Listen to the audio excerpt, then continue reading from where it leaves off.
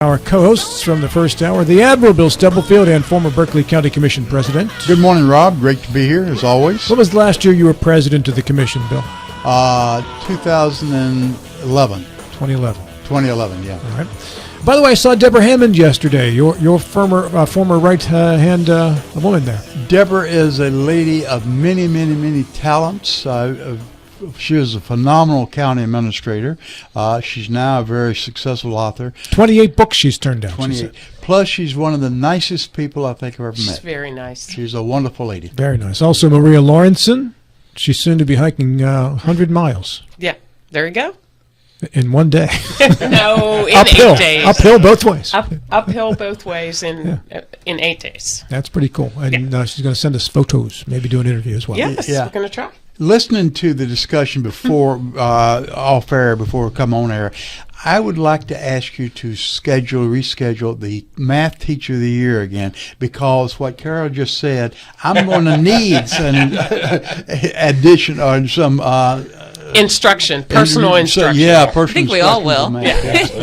Yeah, and by the way, she got high marks there. That was from Monday, Shannon Bush from Harpers Ferry Middle School. She was I believe excellent. It was. Yeah, Excellent. a lot of folks really appreciated her appearance on the show. But I anticipate this morning's discussion is going to, a lot of us going to need someone like Miss Bush to come back. All right, so let's see if we can get through it then, and we'll get on our calculators as we welcome from the Jefferson County Commission, Cara Hart. I was going to call you Cara Harding. Yeah, Cara Keys. Cara Harding is with the Berkeley County Health Department. Cara Keys, good morning to you. Good morning. Mike Mood, he is the Vice President of the Commission. Mike, welcome back. Good morning. How's the firefighting going, sir? It's going well. Yeah.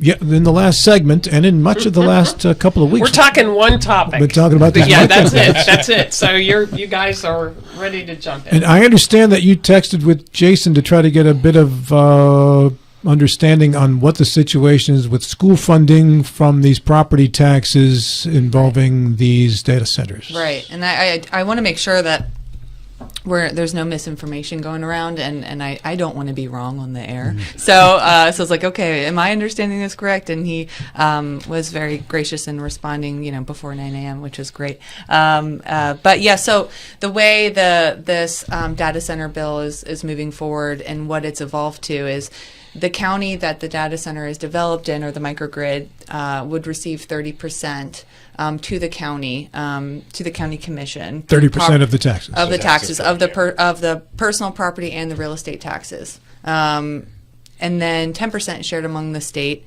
5 is economic enhancement grant fund, and I believe 5 electric grid. There's smaller. And what was said this morning that I think concerned Jason, Senator Barrett, is that there was always and still is the school excess levy, where there's a percentage that was voted on. For example, in Jefferson County, we have an excess school levy, and there's a percentage of real estate taxes that go towards that excess school levy that was voted on by constituents that was always and will still be going towards the school. So that was always there, and so that will be on in addition to that 30% that would go towards the counties that have or host the data centers. But the 30% the counties collect, they do not have to distribute to the schools. The 30% the counties collect will stay with the county government, not school board, correct? That's my understanding. That's mine as well, yeah. Yeah, but I thought we had said that clearly, though. What did we say incorrectly? I think, and I don't want to speak for Senator Barrett. I think the Board of Education may have said that we would get nothing, and nothing would come to the school board. So I think just to make that clear, that they were always even the initial bill 2 weeks ago, before it was moved through the House and Senate more and subcommittees, always had that excess school levy amount that would still go. But within the property tax, currently the schools get approximately 82%, and the counties get the other 18%. That 32% will stay with the schools. That's not going to be touched at all. Is that correct? I don't believe so. I think that might be something we would need to clarify. We need Jason. Yeah. I don't think He's that's coming. correct. Yeah. I think there's a split, and I think because this is so fast moving, we're trying to understand it ourselves, but I don't believe so. I think it Yeah, so I don't want to misspeak. Sure. Yeah. Mike, any thoughts on the way this is all setting up? I know Eddie Gokenauer and Pasha Majdi were on yesterday. Eddie's not thrilled that the state can come in and just claim real estate tax dollars that should belong to the county, rightfully according to the Constitution, as Eddie said it. Your thoughts on this? Correct. As we looked at it initially, we were really alarmed about it. But as we watched how everything played out during the legislative session, it'd be nice to have 100%, but 50% of that going towards income tax reduction, 30% coming to the county. What a lot of people aren't focusing on is that 10% that is the sites being built in other counties. That could actually bring just as much money, if not more money, than having the data centers in Jefferson County. And I think that's part of what people are missing out on.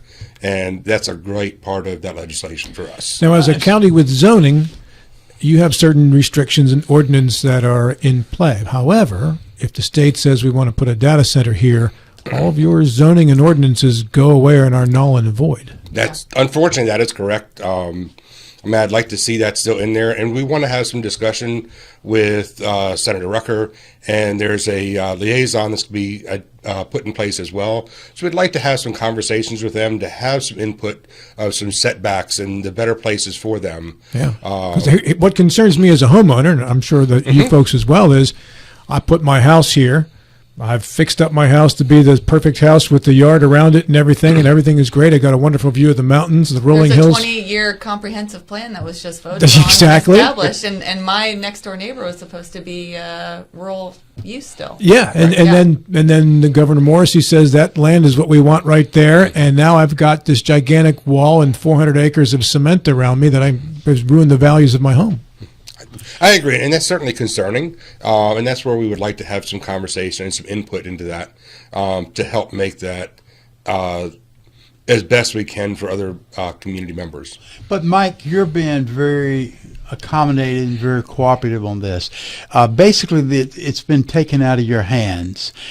This czar, siting czar that Pasha referred to, is maybe very cooperative, may not be very cooperative, but you're bending her knee or his knee. So you do not really have the say-so anymore, which I find to be a major mistake. And going back to the other thing you said about this 10%, you said that 10% might compensate or would compensate for if you had a data center built in your backyard. No way is that true. If you get 30% of a lot of money, is a lot better than getting a 10% divided among 55 counties based on a per capita basis. Well, that's true. So if you actually had all the data centers, that's true.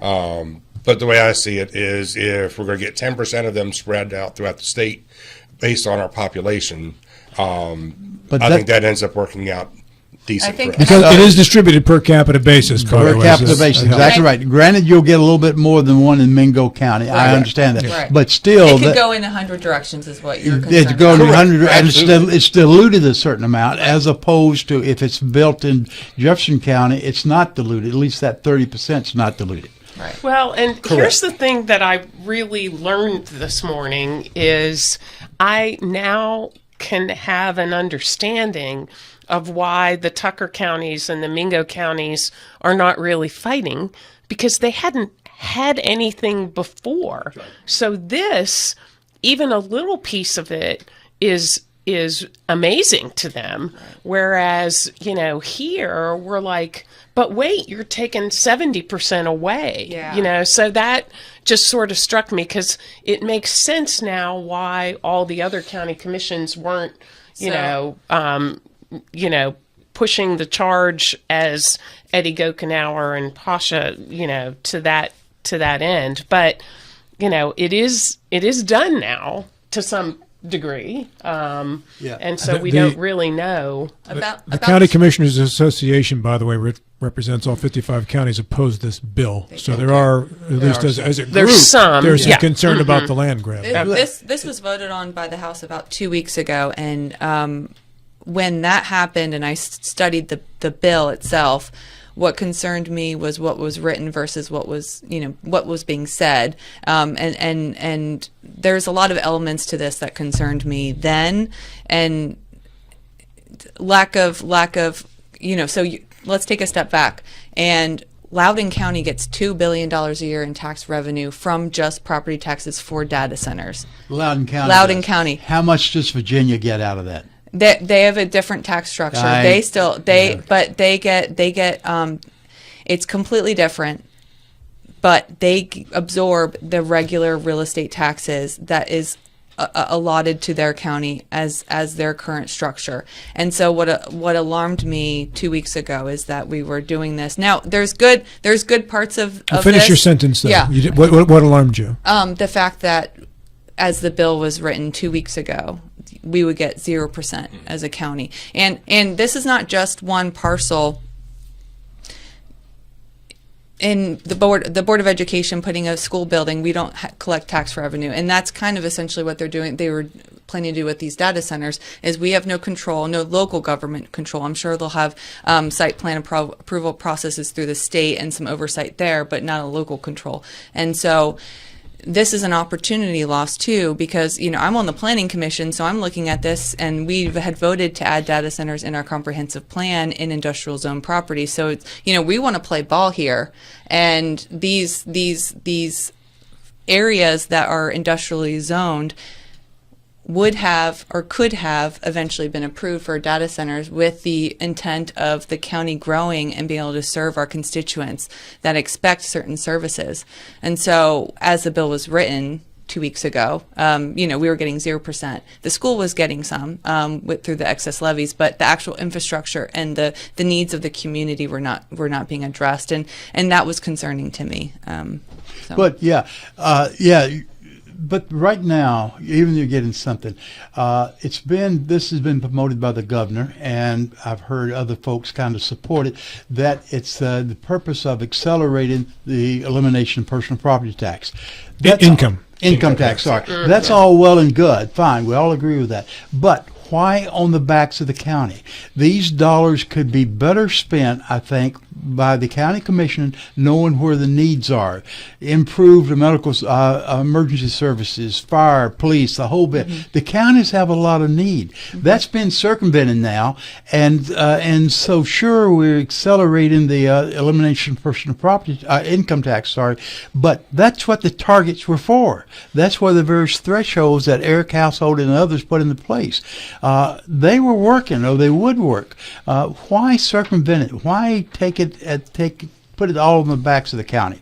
Well, and I think, too, what Berkeley County is most concerned about is the fact that this was already in process. Right. And they had an idea that this is what this was going to generate, this amount of money. And now suddenly it's 70% less than what was originally forecast. And I get it. A piece of it is good. But in a growth county, Berkeley, Jefferson, to some degree Morgan, we need the help with the infrastructure and with everything else. And to say, okay, we're gonna send it all to Charleston. Again, I made a comment the first one of the earlier segments, overreach. Is this, and that's what I've heard people talk about, that this is an overreach. So just it may be challenged in some capacity, because there is some constitutional, I think, precedence here. And that's what we hear the counties alluding to, yeah. is, okay, we'll just take this to court then. Yeah. And there certainly can be an overreach, and some may decide to take it to court. I don't know where that's going to play out. Mm-hmm. And in the big grand scheme of things, I think I'd rather get what we've got coming than where it was originally. That's where, excuse me, when you say that's where it was originally, you're talking about when it was 0%? When it was 0%. Yeah, there's no arguments there at all. I agree with that. 30% of something's better than 0%. Yeah, but 30% does not compare to 100%. No, it doesn't. And correct. It does not. That's where my argument comes in. It does not. And part of what I'm looking at is also that other 10%. Because if we're seeing a lot more counties in other places in the state really focusing on much bigger centers, especially where there's coal. Yes, this could actually be just as much, if not more, money for us potentially in the long run. Mike, are you folks moving to a more of a paid firefighter model in Jefferson County? It's still a combination system. So there are some discussions that are coming up in a study that's going to be worked on. That's a very long range plan, and unfortunately, the county does not have the money to be able to fund that. But this may assist that. Absolutely, it could. Yeah. You guys worked on your levy rate yesterday. What did you wind up with? Slightly lower. Slightly lower, correct. I believe it's what 1305. I think that's correct.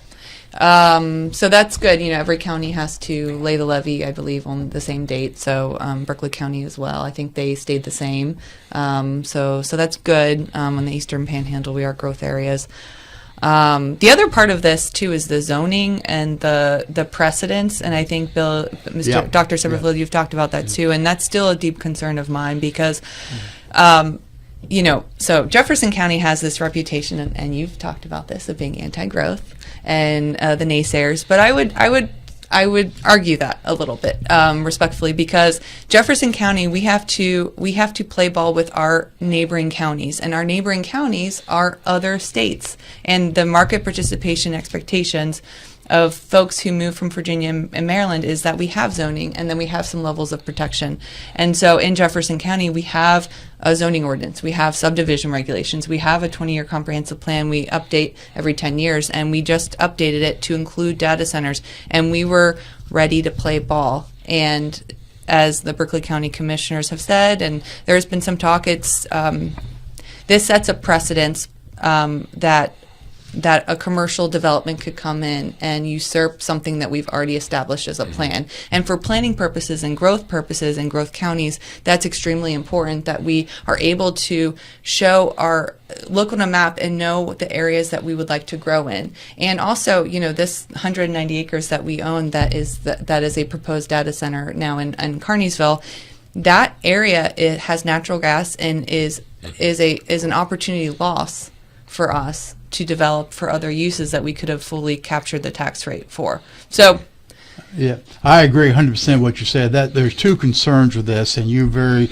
correctly discussed one of them. Let me go back to a point that you were making, Mike, and this is for clarification on my part. There's two parts to this microgrid. One's the building the stations themselves, the data centers themselves. The other one is, where necessary, building a power generating plant. Not necessarily in Berkeley and Jefferson County, but is a lot of throughout the state.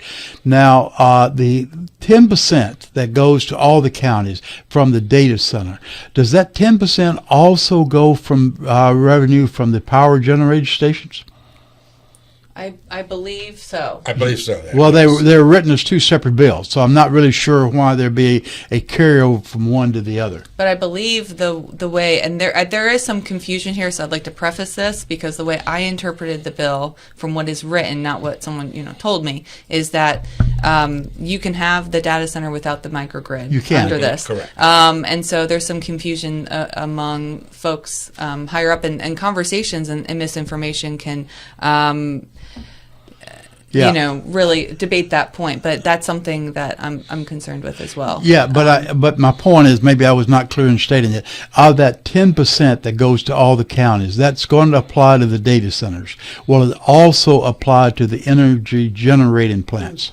Yeah, so I think it's the salvage value for power, too. Okay, I don't know. I believe so, but it's still very new, and a lot of information still coming out. Yeah. So it's I think the salvage rate is 5% or 0.5% of the assessed value. So that's other things that still have to be worked out, because this is an ongoing kind of, the ball's been thrown and we're trying to catch it and understand it. Yeah. And this is something Pasha and I had I thought a kind of an interesting discussion yesterday. He was making the point that we're at the beginning of the process, and I was countering that by saying I think we're at the end of the process, because everything is kind of written in stone right now. And President Majdi, he has a good point here. Yeah. The rulemaking is another component to this, and clarification is needed in the rulemaking. Correct. And we don't want to necessarily spit on anyone. We want to work with folks, but there are still concerns, and we can talk about that constructively. But beside the site location, what flexibility do you still have? I would like to open conversations with our leadership, and ensure that adequate buffers and common sense, sensible decisions are being made above us. So for example, in Loudoun County for data centers, they have a 200-foot buffer. So if we can't control where they're being done and how they're being done, can we at least have some baseline rules established? So that's something I would advocate for, and so that's where we need to work together. And this bill has passed, and I assume will be signed by our governor, and so I do want to have an open dialogue there, just to make sure I'm elected to represent my constituents, so is Mike. So we need to represent the needs of our community, and so the needs of our community, if they have a 25-foot setback or buffer versus a 200 with these fans, it's going to be a very different quality of life. So that's where we are. But the decision-making process, the decision-making point has been shifted from your total control to now a czar that sits in Charleston. Correct. Correct. Mike Mood, Vice President of the Jefferson County Commission, and Cara Keys, our guests here on the program. Did you have a question, Maria? I did not. All right. So you mentioned earlier that these potential data sites are going to be in places where you have already have set aside your natural gas. You've already had this mapped out, and you mentioned that we would have gotten 100% of the property taxes from those potential businesses versus 30% plus a redistribution rate for these. Right. Would the plans you had for those have resulted in more revenue being collected had these parcels been developed individually than what the potential revenue is from a large data center? So for example, the Carneysville location that was purchased, I believe, for data center use, a little less than half is in the Berkeley County, and I believe 190 acres is in our county. And I sit on the Planning Commission. Nothing's been brought forward to our Planning Commission yet. However, I would qualify that. I would assume that they would at some point bring those buildings in, and what would have normally been a tax revenue for 100% to us is now not. So it's an opportunity loss here, and so that example is one thing. Now, of course, if you're looking at a $4 billion building and you're getting 30%, and you're comparing that to something that's being built on a farmland, and you're comparing that to something that we may not have, then you're right. It could have been. It actually could be more, and it just depends on what happens. And the Carneysville is the only example of something I know that is a potential for.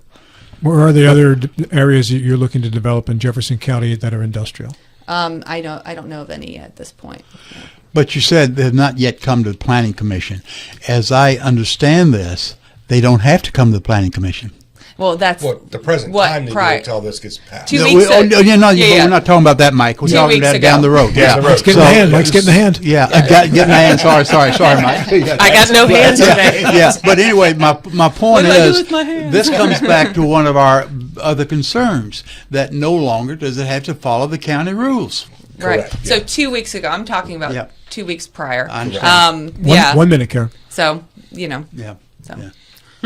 things have changed, my friends. Yeah, they have. It's Yeah, a they fluid- have. Do you think there fluid will situation. be protests? Somebody on our Facebook feed. I mean, Jefferson County protests everything. I'm sorry. Facebook watchers, but Yes. right? But any growth, so many people want to seem to protest, and that really has made it hard to attract business when almost everything that seems to want to come in gets a protest, and Right. it costs them millions of dollars to fight it. Hey, I want to thank you both for taking the time out of your morning to come in. you. It was great having you here. Thank you. Yeah. Thanks Mike, for thank you. having us. Kara, Thanks for thank you having very me. much.